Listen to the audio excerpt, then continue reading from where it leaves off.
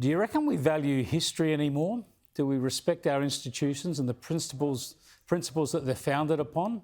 Do we even respect the people who, in days gone by, advocated fresh ideas and laid out the foundations of our civilization, allowing us to live in the most prosperous, free and creative of times ever?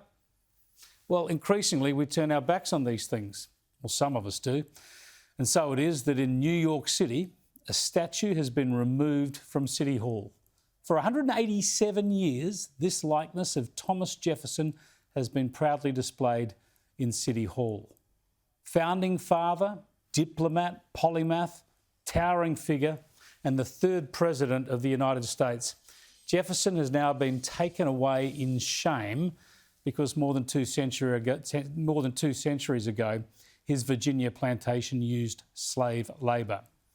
He was born into an economy that was built on the repugnant reality of slave labour.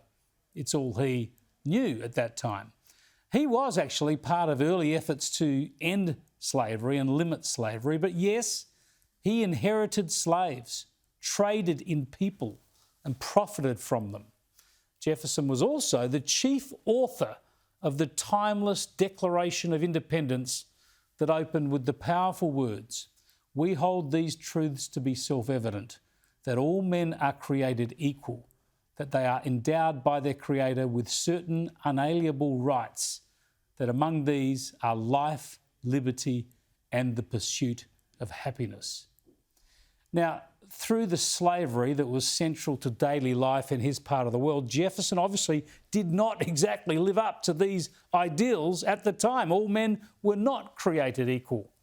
And written today, he'd never used the word men either.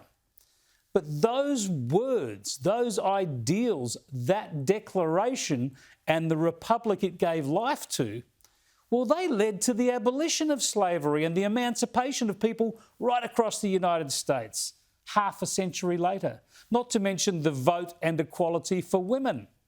Jefferson's work helped deliver the end of slavery later and other civil rights, victories and all sorts of advances centuries later. But his statue is taken down, all his good works, all the history and the facts, all the light and shade, the good and evil of that complex history, it's wiped aside to quell some fluttering breeze of wokeness, to bow to cancel culture. History and institutions matter. Cancelling Thomas Jefferson is to empower ignorance. It's to turn your back on the very ideals of America and the free democratic world.